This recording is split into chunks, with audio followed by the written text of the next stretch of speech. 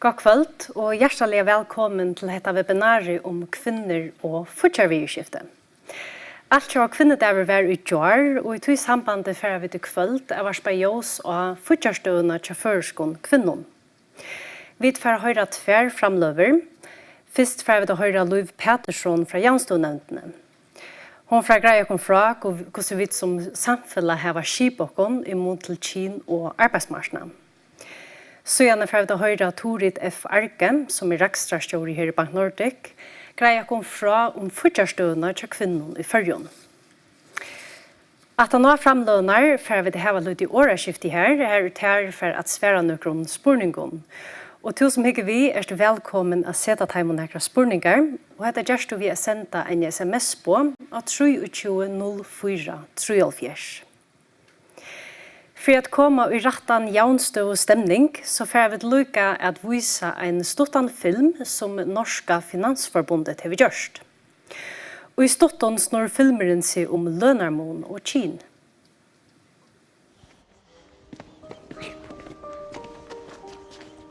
Jeg heter Selma. Og jeg heter Martin. Jeg heter Ask. Jeg heter Victoria. Jeg heter Lars. Og jeg heter Felicia. Nå har jeg en liten jobb til dere. Jeg tenkte at dere skulle putte de blå ballene i den ene vasen, og de rosa i den andre. Okay. Skal vi ta rosa i den og blå i den da? Nei. Annet. Blå i denne.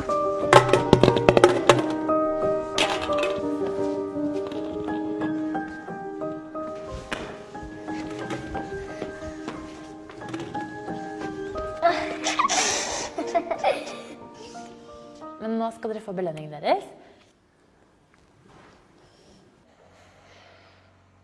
Oi. Hva er dette for noe? Hva er dette for noe? Ok, og nå kan dere åpne øynene. Hva?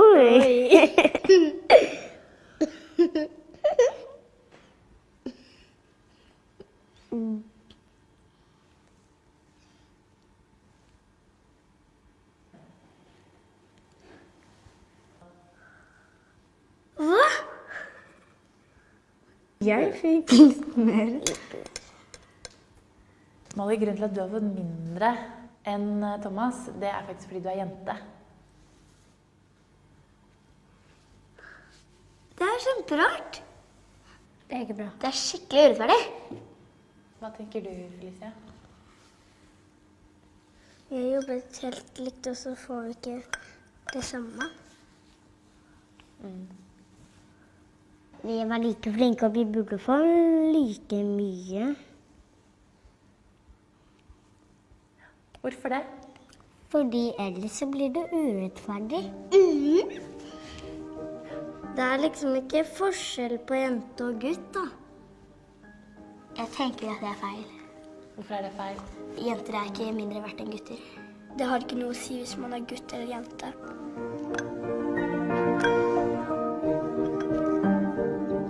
Sånn, jeg tror det er like fint da. Nei. Nå har vi like mye. Nå har vi like mye.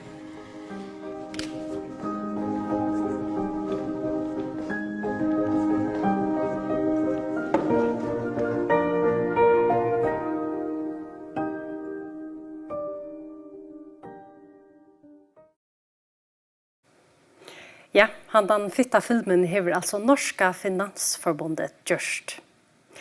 Vi får nå til først og framløvende i kveld, og det er Liv Petersson fra Janstånevntene.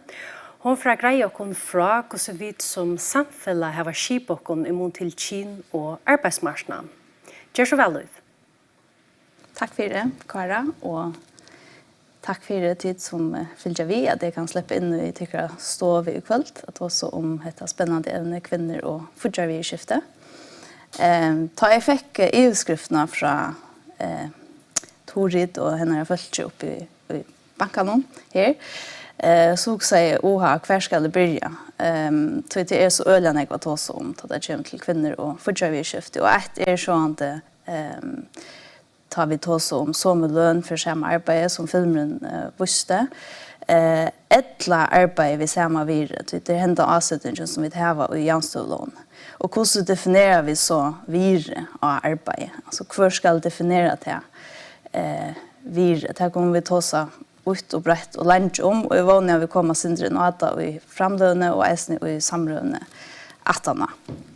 Men det så öden jag vill vi kan ta som lönarmån, lönarvirskifte och ända kinsbytte arbetsmarknaden. Men resten vi kommer att ta så om barnspår, barsel, eller kostnaden i samband med att få sig bød. Ett annat vi kommer att ta som fortsatt fralse, tjök för en enstaka, tjök kvinnon, och kvantutning till hever och kan häva av livet tjök för enstaka kvinna allt efter för hon virskiften hon lever under. Och ett annat så öliga vi kommer att sånt det är ett lönarvirskift omframt öliga nek anna. Men det som är så här rönt att göra en liten söve om en jente som heter vi har som för Lisa. Lisa är en fiktiv person, men Lisa hever nog snägg vi fela vi det som vi kan se är joggingängande eller mial element för kvinnor i förr. Men Lisa var alltså född som en fitter liten indislig nyföringer av landsjukrosen. Och hon var född in i ett samhälle som är öliga upptidigt av om hon nu är en jenta eller en dronker. Tog jag att beina vet att Lisa var född så skulle vi veta hur livsläge hon ska häva och hur fortsätter hon fär. Det som vi vet är att ta Lisa var född som en jenta, att det ljósare i bredden i som förra, så är det sannolikt för att hon var fortsättliga väl för rättliga väl lackre än om hon var född i blåa banan. Och det är vi för att hitta sin rätt nu, vad det är årsöknar till det. Lisa är ambitiös, så det är inte här det gäller. Föräldrarna säger vi att du kan allt som du vill. Du kan drömma störst, du kan vara lögmaver, du kan vara astronauter, du kan vara lärare, du kan vara barnagårdspedagog, du kan vara lärare, du kan allt. Och Lisa klarar sig öliga väl i skolan. Ta vid David Eisne att jenter klarar sig i genomsnitt öliga väl i folkskolan och framåt. Hon får goda karaktär. Men Lisa hon ser öliga få astronauter och i filmmilla myntene eller i allmänna myntene överhuvud. Hon ser få lärare som ser ut som hon. Och hon ser få politiker som ser ut som hon. Och firmynter har tutning det är ganska synder runt och lätt en samflagsfrunch stand och se här igen är pengar och det ringt av mata. Men eftersom ni hör man just så nekvar kvalitativa kanningar att man kan se att det är stäffest att det är nejot att sucha en mynd av en kvinnlig lärare för att då umda sig att du eisen kanst färra till alene. Så ett hashtag som har varit brukt är see it to be till hon röna att finna det på Twitter och resten. Men Lisa är som sagt ambitiös. Hon läser vidare. Hon får av frånskaparsedre. Här läser hon en 5 år. Då så är vi frånskaparsedre i det. Och spurgade det hos jag var upptidgen i 2020. Och här var 40% av dem som var upptidgen i 2020 var kvinnor. Och det här samsvar öljande väl vid teatölden som vi har från London och Danmark. Lisa och Mädchen Jönne, som hon nu har finnit, de får ett bad med till Lisa. Och ta Lisa för att arbeta, ta hela partnern Jönne vid arbetsmarknaden i 3 år.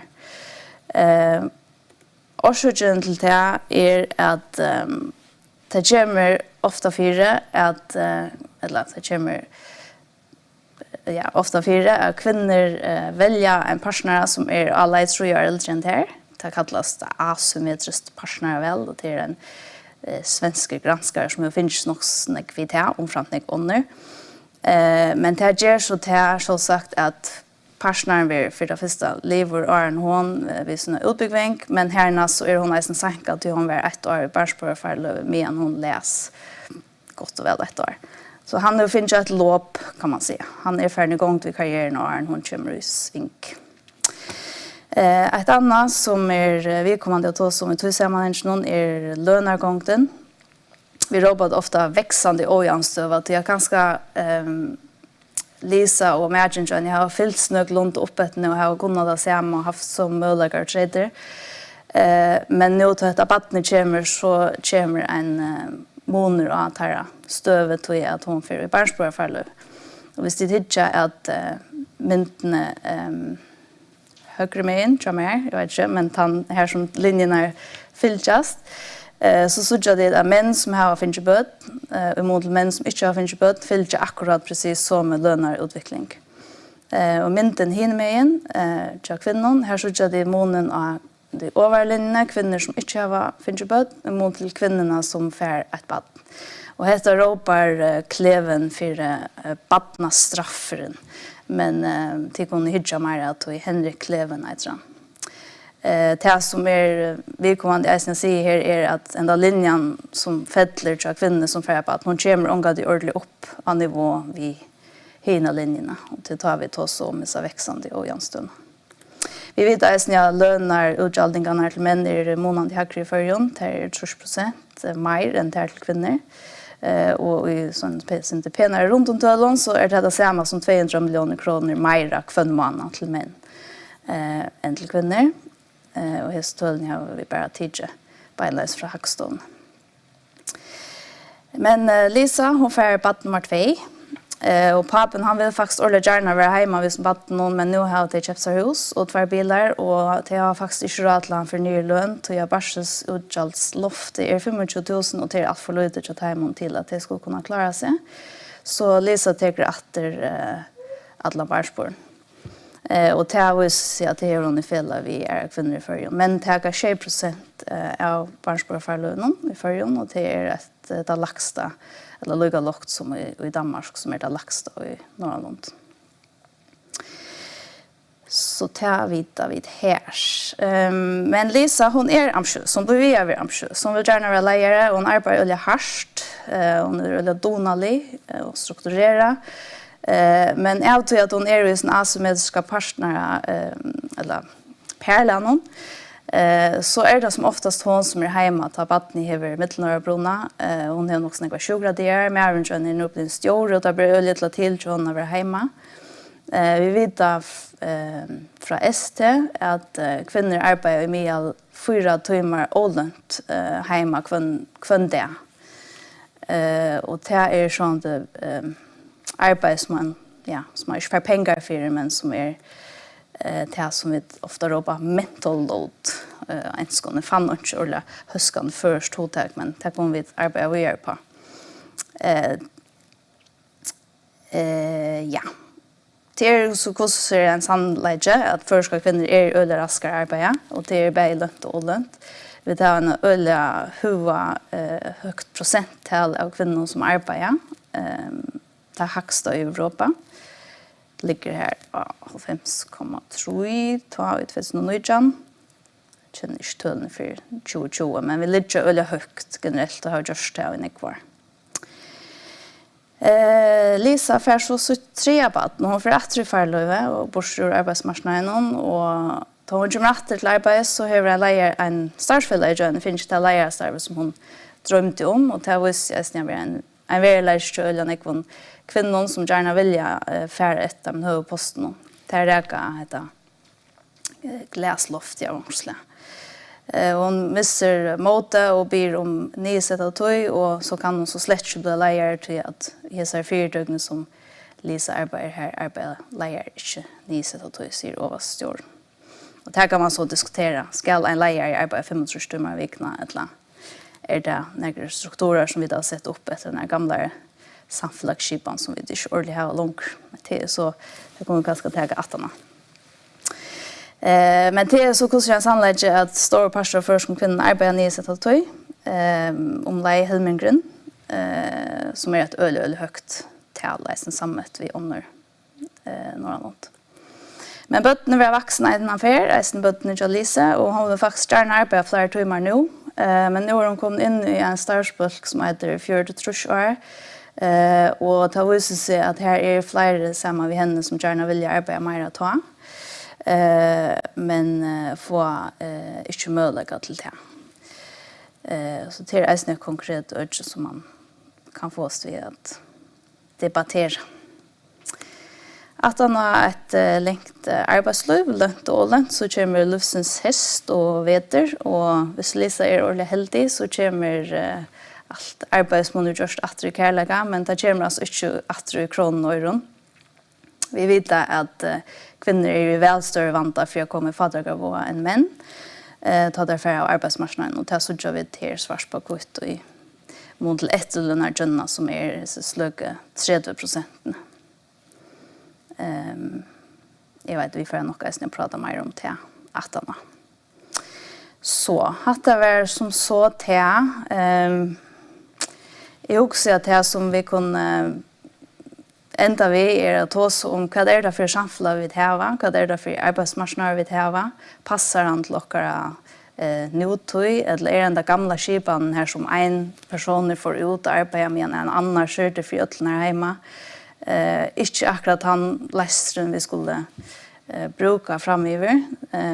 Till att öra next door avhängig av att en pastor är hemma och tar sig av resten av de åldrande uppgåvorna, och det är inte alltid en verklighet till kvinnor. Så ursligt är ofta att som vi jobbar dubbelt arbete, att du bara har ett fulltida löntstarv och ett fulltida åldrandsstarv, och det kan ursligt och att du vill arbeta nedsätta tog, och det kan bli en fortjärlig smiter. Och så läser jag citat av Emmy Holten i det, jag vet inte om de känner henne, men hon säger det att kvinnorna gör hemmen rikare, men tyvärr gör det själva fattigare. Så det kommer vi sova på. Att det är förbils. Tack för det. Stora tack för det hälsa framluna liv. Serra avhåverst. Och vi får till den nästa framluna, så får jag lycka att nämna att vi är ända här för att häva ett åraskifte här i liv och torit för att svära nökron spurningon. Och till oss mycket vi är så välkomna att sätta tajmon några spurningar. Det görs vi sända en sms på att 3204334. Vi får nu till den nästa framluna, och det är Torit F. Arke som är rekstrarstjóri här i Bank Nordic. Hon får greia kom fra om futjarstøvna til kvinnen i Førjun. Gjør så vel, Torit. Takk for det, Karan. Nå har jeg akkurat hørt løygreit fra noen erbjørngon, strukturelle erbjørngon som vi har i akkurat samfunnet, og hvordan det kan avvirke kynene. Jeg kom her av Verspajosa noen mer utørselig vidskifte som avvirke, da kunne jo avvirke futjarstøvna til selge kvinnen. Komma in på ett känner kynne och äsna vad vi kunde göra vitt. Och i det sambanden har vi gjort just en spårnarkanning här vi har spurt några folk i Førjun om vad de halta om sina futjarvidskifter för att skilja om det ena månaden kynnon och för månaden är. Så det kommer jag greja att inte fram. Det som kanningen jag visste som hon akkurat gjort, och det är faktiskt rätt avhåverst att det är inte månader kynnon och för att vi inte överskipa efter vad kvinnor och män säger om sina futjarvidskifter. Bägge kynor säger sig ha lika näck säger sig ha gått inlitt i futjarvidskifterna, och bägge kynor har lika stora avhåva för att fylja vi. Så det att andra kynor ska intressera sig mindre för futjarvidskifterna fylja vi, det visar akkurat kanning så i öllförn inte. Så är det 90% av kvinnor som säger sig inte ha AHA eller luftland AHA och helst inte tøyma fylgja vi. Och det kan vara en erbjudning om till att trycka sin egna futjarstöve hvis man inte har AHA fyrtøy och sätter sig in i tingene. Det så kan det vara trobult att veta vad man ska göra för att trycka sina futjarstöve. Det som kan inte eisen visste, och det var särskilt positivt, det är att kvinnor som helt är väldigt raskare till att leda sig rådgivning. Mer än hälften av kvinnor som var spurtar hade finns rådgivning senaste 3 åren, och det är iverskipa rådgivning om futjarvidskiften till dem. Och det är ett vet fler kvinnor än män som har ledat sig till rådgivning. Och det var eisne färre kvinnor än män som sätter sig ångan till att finna rådgivning överhuvud om sina futjarvidskifter, som eisne är positivt att det hållast allt inte är mer än det här 19% som ångan till att finna rådgivning. Så kan man så ha en hållning till 19% i nekv eller löjta. Själv alltid att det är 19% för nekv. Vi skulle helst ha finna rådgivning om dessa vidskifterna. Till det är leida seg rådgivning om fortsatt det eisende rettelig avgjørende for at trykja man hever innlitt ute. Det bara så løs at da vi tar vi fortsatt så det et evne som rettelig nekva av oss ikke halta være særlig avhåverst, eller at det kan være rettelig torskilt og trobult at halta eia vi og fylgja vi i. Så tog rådgivningen likelen til at trykja at man hever et godt innlitt, og at man nesten vet hva det man skal være oppmerksom på og kan skal brøyta. Och det visste så att kan inte att här är kvinnor rättliga väl vi tar raskare till att leda sig så rådgivningen. Det bröjte sig så att tar vi först ska komma fram till iverskipare rådgivningen till rådgivning innanför några så kallade särskilt fagöger. Det ögene jag väljer framöver här det är det som är pension och utlöveöger. Och det visste sig att här var en större avgivning imot till att vi bäger att det var inlett och att fylja vi ut. Det visste sig att det var fler män än kvinnor som sötte sig ha gått inlett i sin pensionsvidskiften. Bara 12% av kvinnorna sötte att det hade gått inlett. Och det är ett rättligt locktal imot till att det är några vidskifter som kunde ha rättligt avgörande tydning för hur man är fyra i Jöken Löve och särskilt när man så ska av arbetsmarknaden. Det var eisen flere kvinnor som imot til Jane, da vi tok det til iverskipet fortsatt vidskiften, så var det måneder av her var flere kvinnor som ikke hadde ledet seg rådgivning om pensjonsvidskiftene. Og hvor er det kan være at man ikke er oppmerksom på det, men det er for en rettelig stor parster, altså 43% av kvinnor som omgående har gjøkning i sine vidskifter av tog økene. Det er rettelig størst del, det vil si det er rettelig stor part av oss som lovfastlig eller potensielt ikke vite hvordan tingene så ut. Og om vi tar det rette løsninger som skulle trykje oss og okkara i gjøkning løyven. Cirka en tredjedel av kvinnerne, 21%. Her skjøtte jeg at jeg ikke visste hvordan jeg sparte sammen til sin pensjon. Og så det siste punktet er at hele 45% av kvinnerne sier at her gjør ikke uløver for sin sammensparing. Og det var flere kvinner enn menn som søtte til ham. Det er eisende et vidskifte som man eier for å holde seg til, som er rettelig avgjørende for hvordan man ender via havet i sin sammensparing. Her til vi om man gjør uløver eller ikke. Så fra vi tok det at de iverskipet eller iverskipet fortsatt vidskiften, så er det en lovfastlig god mynd. Her kvinner var vel vi, hadde gått innlitt, fylte vi, var raskere å lede seg rådgivning. Så er vi her inne i 2 måneder som vi ikke helt borte fra. Pensjon og uløver er, som jeg skulle si, en avgjøring. Det er her vi kan særlig som kvinner skulle være oppmerksom på, at her har vi den oppgave vi har sett dere inn i tingene, og ta støv til tingene. Det skal så sies, jeg kan ikke vise at generelt var menn ikke så øyelig enn bedre i hesten. Det var eisende rettelig store par som måneder som heller ikke hadde innlitt i sine pensjonsvidskifter.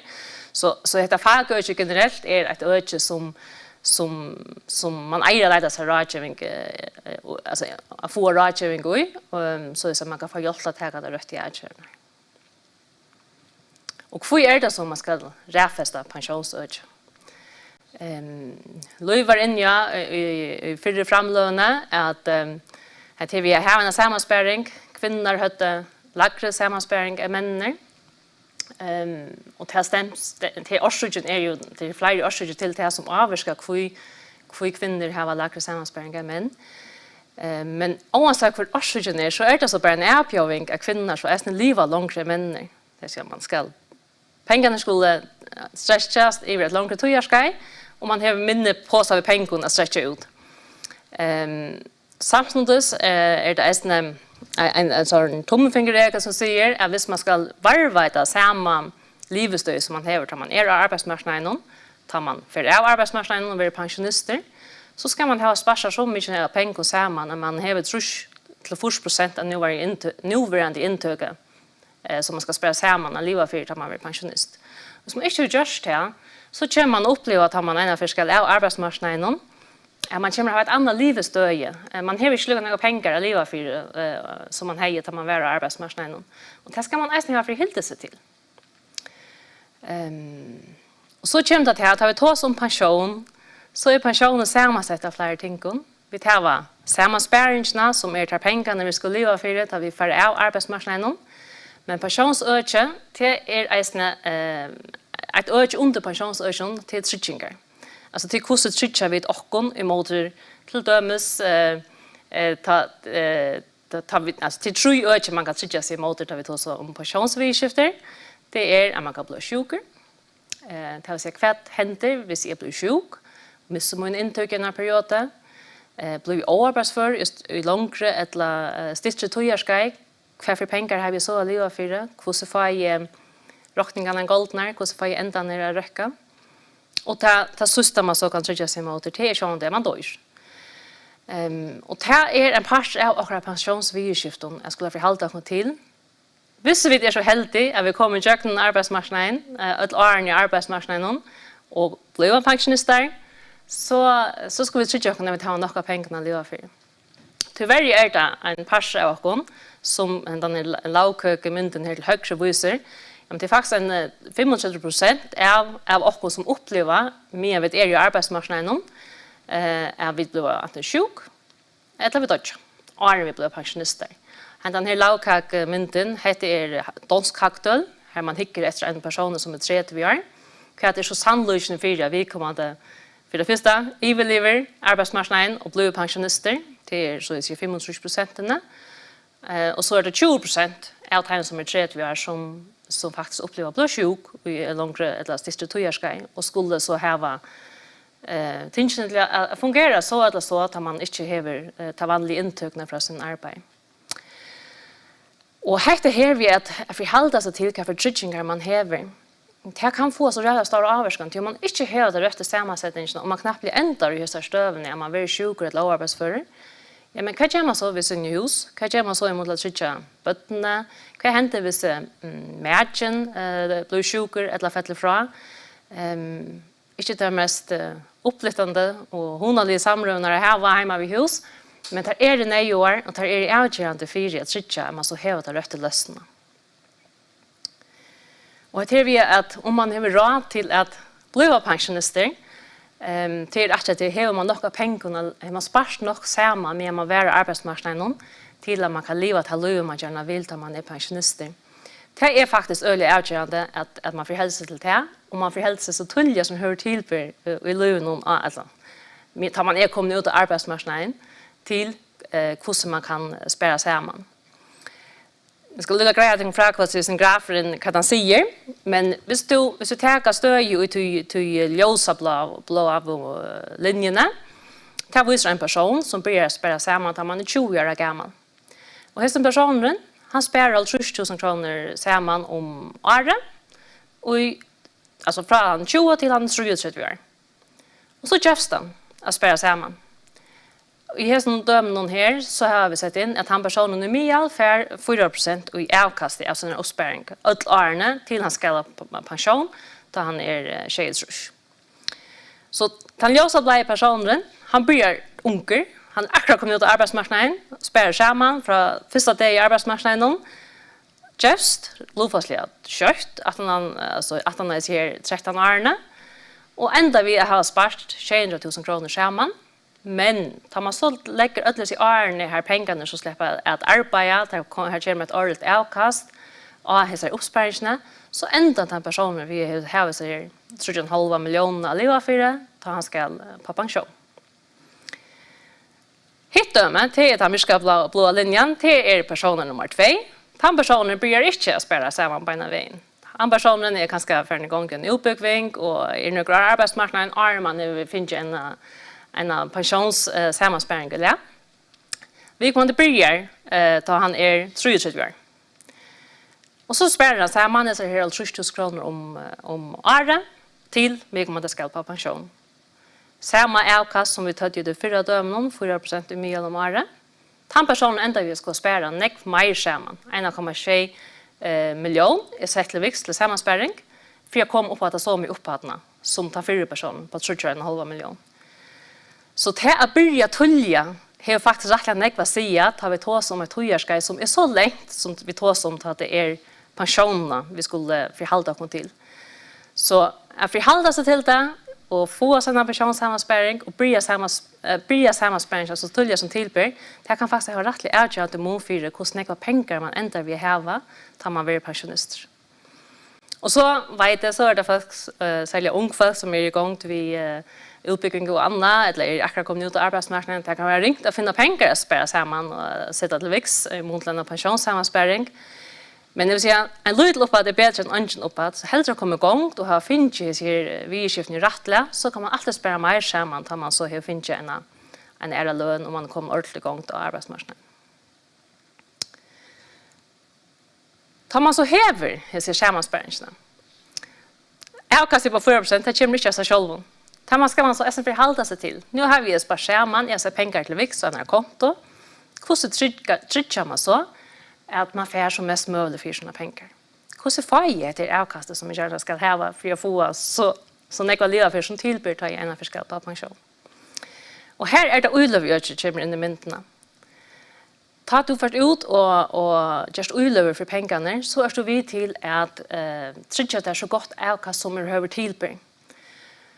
Och utan att vi ska få in i detaljerna vi kvärt för mekanismerna att för man gör utlöver så det bara helt stort vis av den grafen här är tryckar linjer och till flera matar att placera såna pengar eller gör utlöver för såna pengar.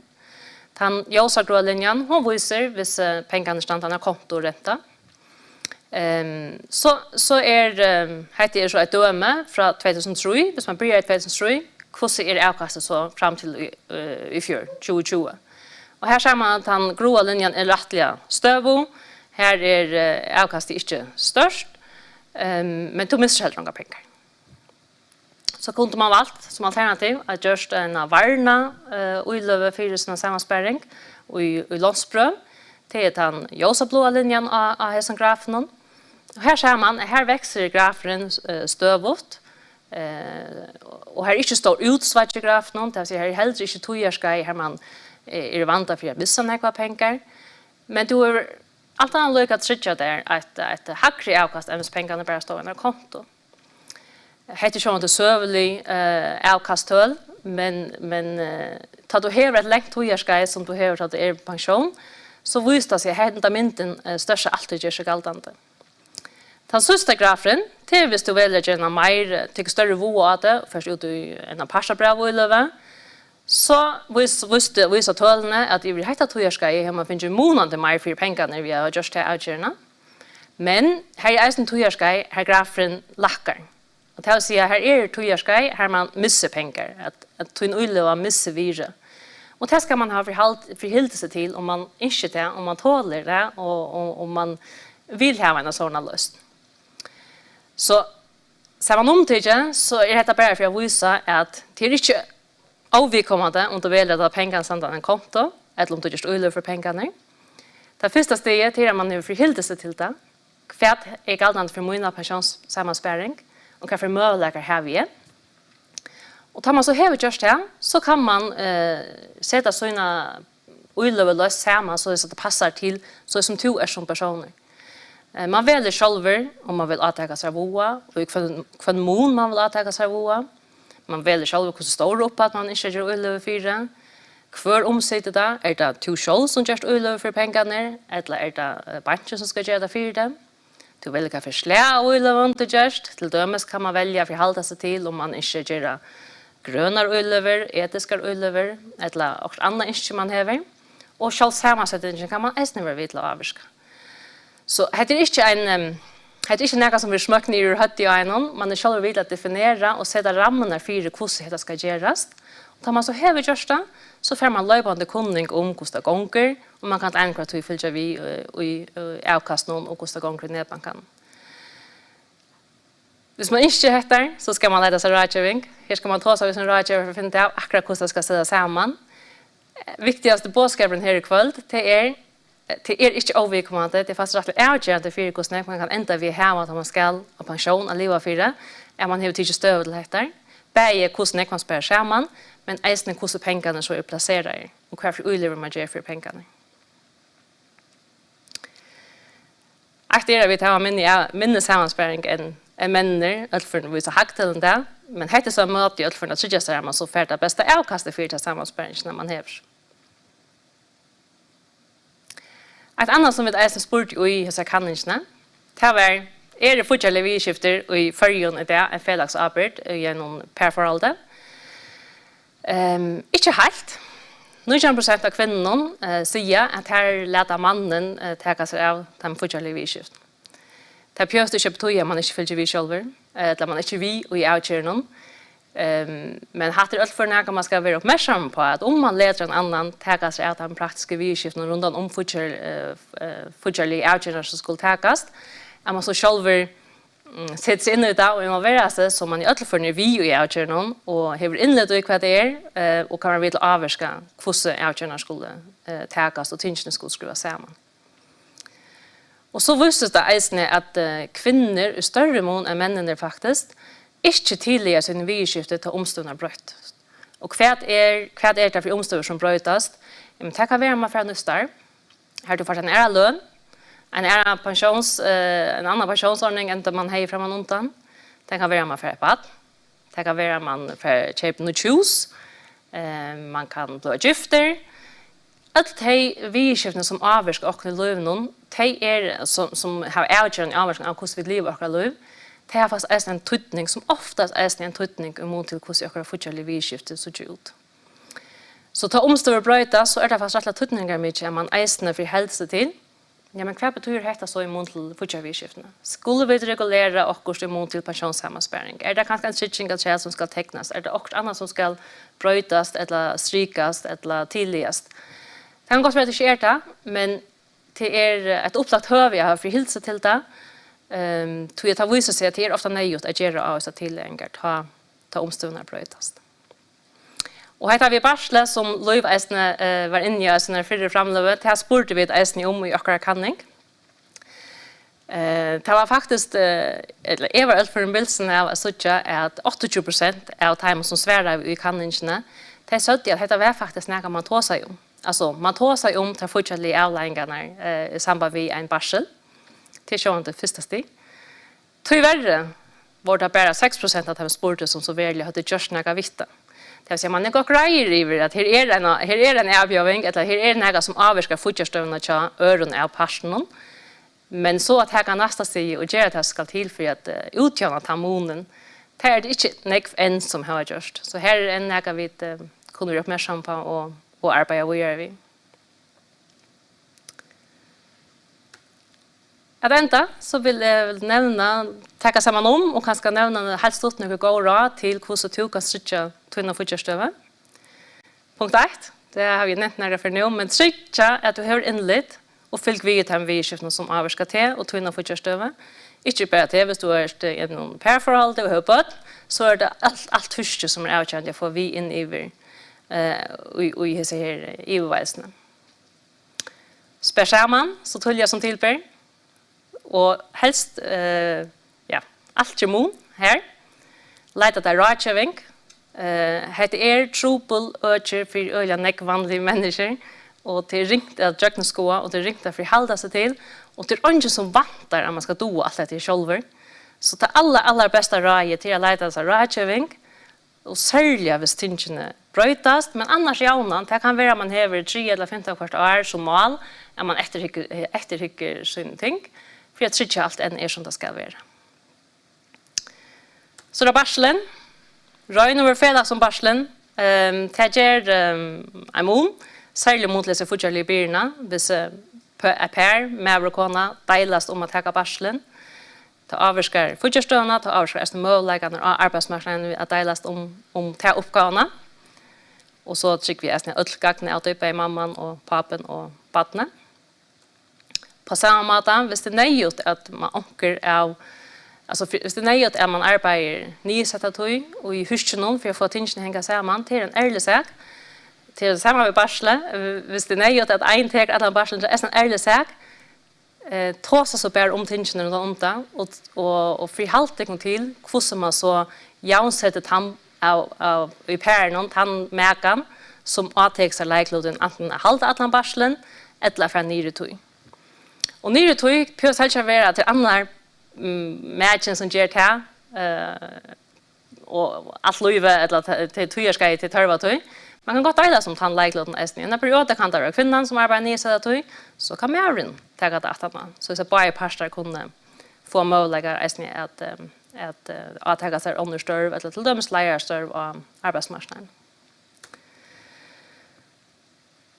Vi er ikke bensjen at hos om løn, og sett år at det er ikke man hever om løn ved arbeidsgiveren. Jeg vet godt at hvis man allmenn, eller hvis man hever et fagfell av en softmann, så det ganske avmerska hvordan man kan avvirke her, men annars så her som man kan, det området der man har gjort sånne tankar om det, og man tårer ikke verst vi, eisen hvis man helter at lønnen skal være øvelse.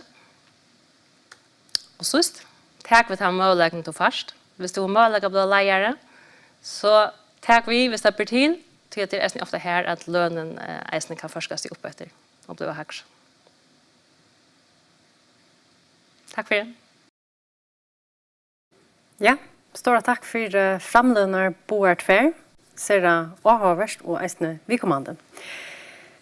Som jeg nevnte, jeg bryr vi, så færer vi at jøkkengenga nekrar spurningar, og tid har sånn de eisne mulighetene at seta timebavon en spurning, hvis du vil til. Det gjør du vi å sende en sms på 2304-304.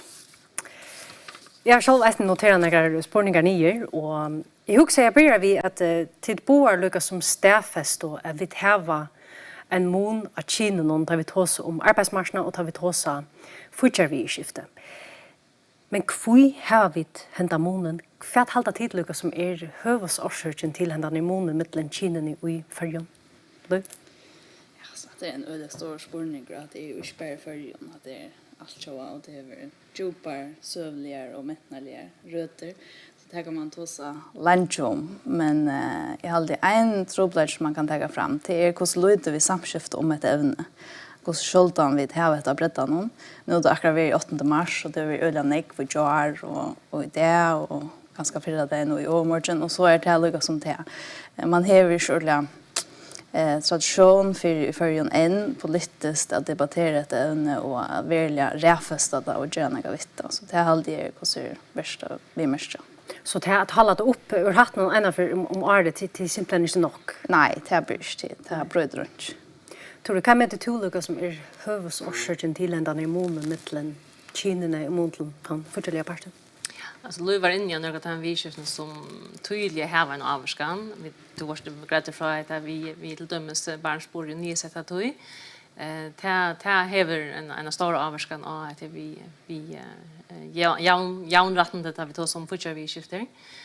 Men så det sånt här vi den har en rättnasi på en arbetsmarknad här störven är kinsport kvinnor typiskt på några avstörv och män några andra.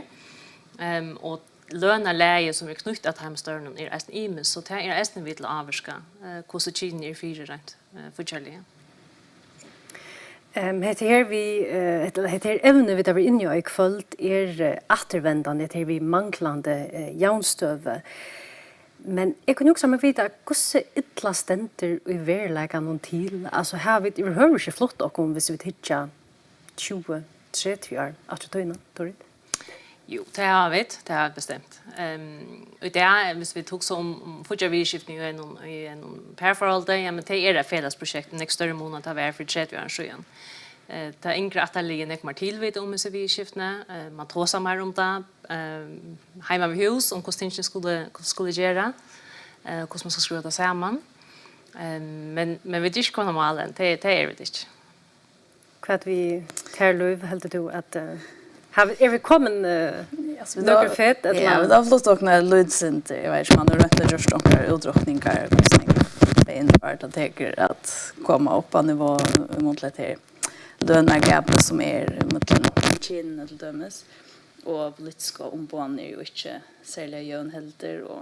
Så akkurat gjør jeg en stått litt klipp fra Natasha Krone, danske journalister som nevnte at vi at i Danmark det flere toppleiere som heter Lars enn det kvinner. Så det eisen et øde som purast, altså. Øde lengt om alt. men jo, sjående det händer små brödingar. Det gör det.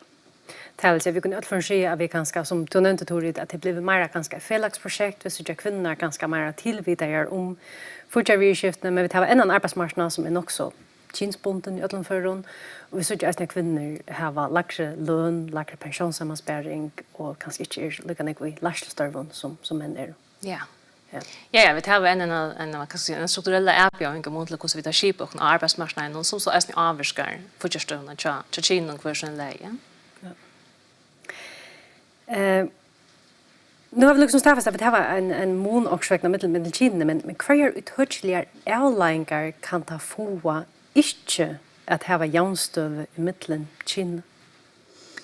Ja, så jag skulle komma här och ta om kvinnor och fortsättningsskifte så tog ni sånt in att det är inte specifikt och så också om ett väldigt vibrant och sorts ämne som till dömes fortsättliga härskaper som är en av de 5 definierar härskapsmetoderna. Och det är ju en verklighet att kvinnor är för härskaper och fortsättliga härskaper. Och det är alltid ett allvarsmål som man i hälsan ser man inte någon äger att varspa ett annat är sån det fadagra vägen och i samband i äsning att vi vet att 40% av stöken upphållaren är kvinnor. Och det här kommer ofta ta och igen och svara stöv och jag skulle där ta och du väljer mittlen av verande i en perle som det inte har det gott och eller trivas i ett la vara starkare och här vi vara faktiskt ytla 4 fortsättliga nekonförna. Vi tar akkurat finns en spårning från en hitchara och tittar som sagt en välkommen att sätta spårningar och en skriver här att mäveren är politikare och är arbetar nysätta tog så att jag kan ta mig av hus och bötnon med här och små. Jag så inte mäveren för att arbeta nysätta tog men jag vill gärna trycka mig bättre. Hur kan jag göra? Tror du att det inte är att du kanske komma vi omkring det törsliga och ravon till kvinnor som är i dessa stövna? Ja, och att det här är ett vanligt scenario. Att det ser man ofta att annar parten, ofta kvinnan arbetar ner sig att vi får få ting att hänga samman. Och det är helt i läge man gör det. Det är bara områden där man så får hilsa till vad det här kostar. Tror att det här kvinnan inte gör arbetsmarknaden om man är hemma och köper någon. Det har tutning för att hon är intöga till när hon är hemma. Och det att man inte får till intögna arbetsmarknaden till årene till avskalldöms och pensionssamman spärringen till kvinnor. Så här är man som per för hilsa till. Ja men hur får vi så jämställa okkon som per ta annars så för hem eller arbeta ni så att du med landa via man deilest i mitten tar intögna som komma alltså till dömes att mävren kan betala in till kvinnorna för att det är mer jämnt bort. Byrån, han fortsätter byrån av annars ska arbeta ni så att du. Och så är det här vi trycker sig. Det vill säga att om man är per och är snitt böten så är det ett fällasprojekt att vi håller oss till vilka förtryckningar man ska ha. Kostar skruva samman för att trycka att man nämligen inte haft för stövne som akkurat tandfamiljen är i och tandfamiljen häver. Så tryckningarna är inne i framlövna. Jag menar att säga sig samband vid tandpenningsstånden man brukar. Och så blir man få rådgivning om det i skiftene så som man kan snickarna lös samma som höskar akkurat till tandtörven som tar huskever. Nu tar vi om månen men jag kan också alltså ha kvinnor på andra mata inte själva skilterna och i hästen månen alltså kunde vara inte mer oförare till att förhandla lön och kanske säga nej mävren ska alltså ta sig inte av Barcelona. Jo, alltså jag hade man det är viktigt att söka månen med det individnivå som vi tar så för jag arbetar själv och så det strukturella som ju är en verklighet vi lever i en samhälle och vi nöjas att tillpassa oss med landa de störvne som är normera till nysätt att det är en trubbel som en enstakling inte ändliga för att försöka beinleis vi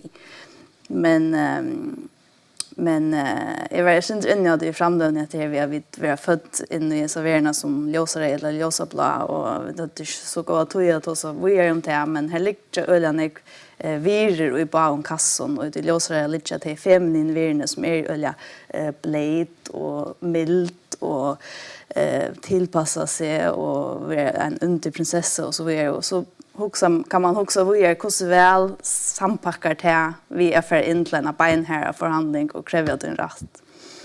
Då är alltså hvis man huxar sen längre så kan man luncha det på samman och huxa det aktivt in i uppälningen av genton nästan att du ska läsna kräver din rätt. Det är samtidigt på ångsvägna vill forma och nästan som ja, absolut. Chin på tamadan. Ja. Det är spåren till motorerna. Ja. Och tåra att kräva sin rätt och göra värst för några ting som man helt skulle brötas. Det bästa man kan få det nej. Alltså det är inte verkligen det så jo, jag vill säga jo här har vi en likely som kvinnor att tåra göra värst vi kan vi halta skall just värst vi. Ja, det kan ju öde stormon bara till att just ändå se det. Eller man har firmynter som till dömes störst kvinnor som har varit front mot till coronafarsösterna här i förrjuna. Bara till att man ser till att dessa firmynterna att det kan ha öde stormtydning för några lilla gente som sitter i några stovjongsten i Hösvik. Ja, man ser så egna chin framståndande. Ja. Absolut. Vi tar finna spårning. Jag vet inte om vi klarar att svära. För att kunna pröva sätan. Hur ser kinsput ut vid lönarläge och akademiska arbetsmarknaden? Känner till några tull imot till akademiparsten? Ja, alltså faktiskt akkurat nu en dag hörde jag en svensk podcast om lönarmån och det är samband med det vi har ju en logo som säger vi skulle ha som lön för samma arbete eller arbeta samma vidare.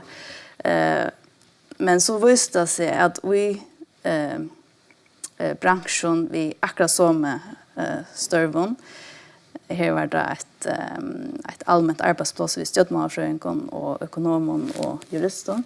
Här var det en procentmån av 6% med löner som många kvinnor som inte kunde förklaras emot till utbyggning eller ansiennitet och så vidare.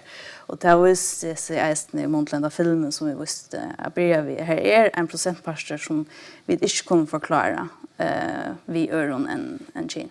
Så vi sambarst loven och kungeron och sånt man annars säger att här inte är några månader men korsning kommer stäffast att här är det månader. Ja. Ja. Alltså formellt så har vi det ju jämstöve men i realiteten så är det ju ästne upp till förhandlingar så är Ja. Men självt är det allmänna här som det egentligen inte borde vara möjligt. Ja. Här ser man att här är ästne månader så här är några vibbudret eller ett eller annat som också har helt att det har haft bättre uppe på det som också annars ganska kunde krafsa.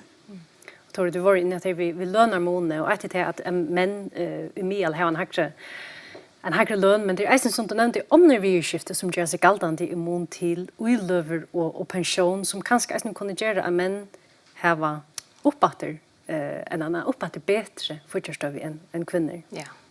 Ja, och till rätt det så vi det akkurat hölon att vi så jag måna sammanspärringen mellan män och kvinnor och tar man så tycker uilöparten vi och sammanbär kusnek man ger sätter uilöver så var månader bara större mellan sin. Och det hade just ett öde som vi som inte vet kunde göra något vi.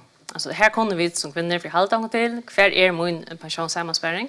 Hur skruva samman kan för möjligheter har vi och spyr in till alltså om man så kan förvita man häver vi förveden och spyr hur hänga tingen samman kan för kostnader betala för mina sammanspärring hur kan för avkast varje till första steg och så kan man ju vi står ju till så finna det om man ska tjäna bröting. Nu har vi nog snägt in i att kvinnorna kan man säga eller individerna själva kunna göra. Hvis vi lite och nästan upp kvar kunna politisk myndighet göra, vad kan vi som samhälle göra, vad kan fyrtöknar göra? Tror du det? Ja, det är en diskussion som har varit jauna framme, särskilt i London och Danmark. Och det har ju på kanske några öde som är återvändande. Det har vi barnspåret är ett av de tingene som är återvändande. Att trycka att det har varit lovgivande om det så att det är att det har som utgångspunkt varit delt mellan kinene. Det ser ut till att det har rättligt stor avvarskan när det har gjort det och det avvarskar i ett samhälle när man har valt att för in och avsätta några regler runt om hur barslen var borta mellan mamma och pappa eller mellan bägge kinene. Så det är ett som man kan göra som ser ut till att ha avvarskan. Och så är det till vi hur får man kvinnor mer skönliga till dem som vinner lönen. Till att snacka om jag har 4 minuter. Hvordan får vi kvinner i ombåen opp til dømes av leiende størvån, leiende posten, i nevnden og så videre. Og her har man i London eisende avsett noen krøv til hvordan kvinner skulle være ombåer, eller ikke kyn må være under ombåer, og til dømes nevnte sammenheng. Og det kan så eisende forske noen ting. Det en hukkbordsprøyting i gongt. Vi først skal kunne spekle henne veien vi at det er mer og mer, at kynner være mer og mer jævnstittlige. Men en hukkbordsprøyting teker øyla lenge tog. Så hvis man bare ser ut alt at her, så kan det nekvar vi kunne si at vi er nøklende kommende mål. Vi får inn og lovkjører om nøkere når vi i skiften, så kan man sette færre, eller skumpe under det, sier hukkbordsprøytingene, så det henter kjøtere. Det är kvar politisk avtök helt till som man kom till till. Ja, alltså det är nog så konkret håndgripligt ting du kan göra att till dem som tidigare just här i banken här så det kom för arbete vi hemsmal film om Jana Kinson eller om Kin. Och vi kan alltså lägga bara göra så små ting som har en jämstor politik i fyrdøgene. Og sette seg noen mål som man atler seg å røkke. Så man vet at det gjør avkast, man vet at det gjør bedre utslitt og bedre drivna og innovasjon og flere spurninger kommer på bedre avgjøre artikler og så videre. Det kan hver fyrdøgene i syndelig gjøre. Så sånn det politisk det en rikva mål om vi kunne tenke oss ved barnsporene er godt øde at tenke fedre. Så det eisende til som jeg var inne og helt å begynne vi lønn. Jeg alltid veldig viktig evne at då som hvor det til kvinnedominerede størrene som jeg flagrer lønt og at politikere skiller seg inn i TV-skiftene og hva årsøkene til det og rett oppe på at han skal legge den. Det koster en negav penger, men det en andre ting som jeg gjør og det et politisk inntrykk som skal til her. Nu nämnde Boar att vi tävlar ganska flott och i Montlianstöver men vi har flott och rättliga sagt eller att vi tar tid några småfet. Hur ser det ut? Hur ser stöven ut om 15 år? Alltså här har vi flott och vi är lyckas med om 15 år vänta dit. Ska ske det vara en sån exponentiell växt. Vi vet mer så. Vi inte spå om vad händer, ja. Vi kan se om det man mer tillvidare om det. Det att yngre atalier är sätter några kröv, man får hälsa till det som individ, att man sätter kröv till den arbetsplats som man är passar ut, som tar in jag för att kunna ha politiker och annat som trycker jämnrätten till arbetsplatsen. Det är vidare forskarna helt säkert. Och det kommer det är säker på att det kommer att avverka. Men det allra viktigaste alltid det är att vi två som stingsna av vi håller om till det och checkas om det till att det är vidare att forskarna och sitta för och se hukkbordsprøytingene. Ja, man ser fornemmer kanskje et rak på nu som smittar sin drav bakom her i förrjun. Men vi sån rak och komma i sin modrak så det är en sån hack åt det väver men självande för att veta att komma mål för att sätta det här för Och nu då nämner att komma mål så hugger jag lika helt senast att ofta tar vi tås om jævnstøv så kan det virka center jag vet inte abstrakt för det ganska nog snäck. Så jag ska lycka till senast när halta tid är man kommen av mål vid jævnstøv och ganska särskilt mån till tar vi tås om arbetsmarknad och fortsättningsskifte. Jag får enkelt inte säga att det är mål. Det är också så det är som tar man tås om folkrätt och demokrati. Man kommer ju av mål. Alltså det är ett ämne man arbetar med. Man kan alla tunna göra det bättre. Man kan alla tunna vänta spårningen och ja, förbereda sig. Men alltså ett konkret ting som man kan göra till matet är lönar gap som är och det är Gerdoms vi World Economic Forum ger en sån mätning och hur är det här som man hittar ett London för sin läk kvar är lönargapet störst och kvar där minst och här ligger till 4 Norrland så 4 till Danmark är vi här helt i topp medan Danmark ligger nummer 9 eller så kommer vi bara med dock om kvar vitt så är och toilistan det är ett konkret ting man kan inte tror ni helt att vi kommer mal i Montel Janstöv och fortsätter ja vi sitter här i Montel som jag pratar om i föreläsningen så är det Montel kavit som enstaka kan avska ta halvtid jag vid det kommer normalt att det är helt naturligt att man har pratat hemma vid hus samband vid till dömes nysätta tog ju barsel och man inte bara pratar om det men när man är teker till Justin så till att jämsätta mittenkinn tar man så har valt att annars till dömes ska ta atlan barselen eller att annars ska arbeta nysätta tog. Det halvtid vid det kommer normalt. Og for at jeg lade oss være søst i årene i kveld, jeg får takke til om for begge framløve og for at det går stunder til at lovtake her eisene. Og jeg får sånn at takke til som følte vi her hjemme. Kunde du huske at jeg vet ikke mer om evne, så har vi akkurat gjort en podd om kvinner og penger, og han finner du akkurat hjemmesøye, du finner han av Spotify og eisene av Apple Podcast. Du kan også lese mer om evnen i dere hjemmesøye, banknordic.fo/webinar. Hetta har vi nått i kveld. Takk for dere.